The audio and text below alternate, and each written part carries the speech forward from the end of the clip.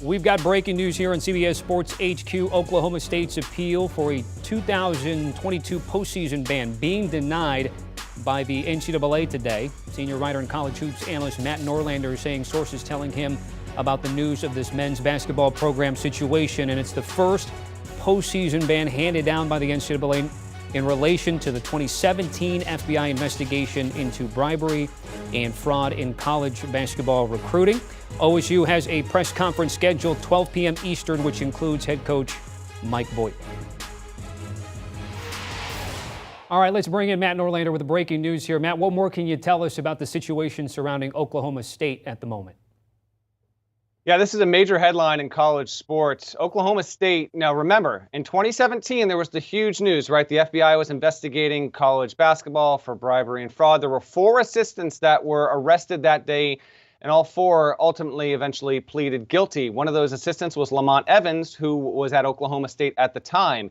Evans was proved to have acted unethically and illegally while both at South Carolina and Oklahoma State. The NCAA did not rule on this case until June of 2020 when the postseason ban was handed down. Oklahoma State, as it was allowed to do, appealed that decision. But what we had never seen before, and some of this was impacted by the pandemic, although, as I'm hearing from plenty of people this morning, the process took way too long. This was 17 months of waiting with this appeals process. So Oklahoma State was ultimately allowed to play last season.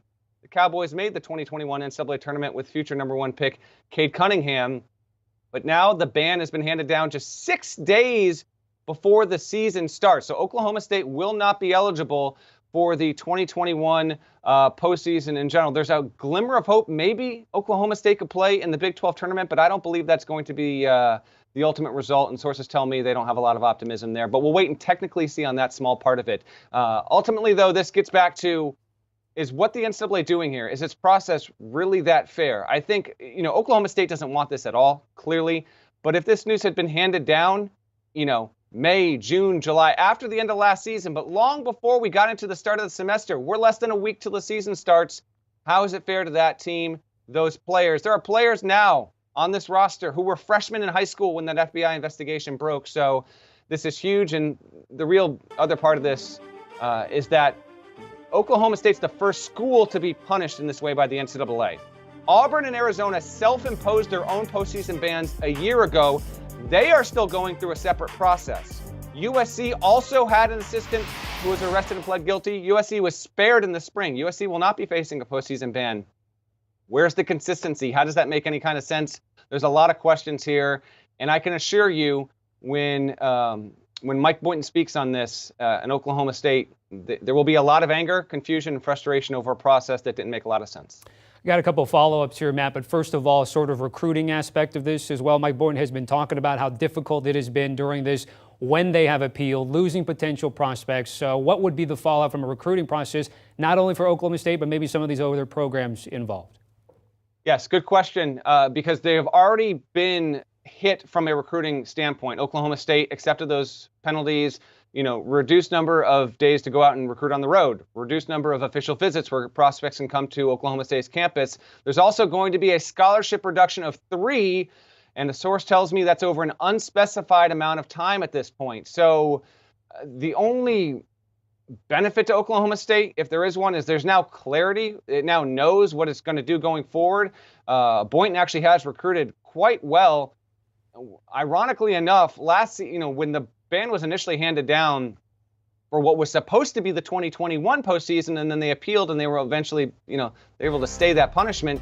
That team got to play in the tournament. You had a star. This team might actually be better than last season's team. You can see the key new additions here.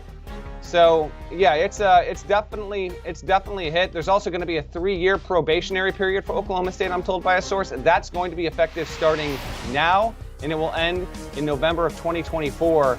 But yeah, the recruiting aspect of it, there'll be a little bit of a ding, but I don't think, you look at how the program's been able to recruit and get transfers. I still think that they're going to remain relevant in the Big 12 and all of that. But this is a huge hit for a team that, personally, in my preseason rankings, I evaluate Oklahoma State as a top 30 team in the nation.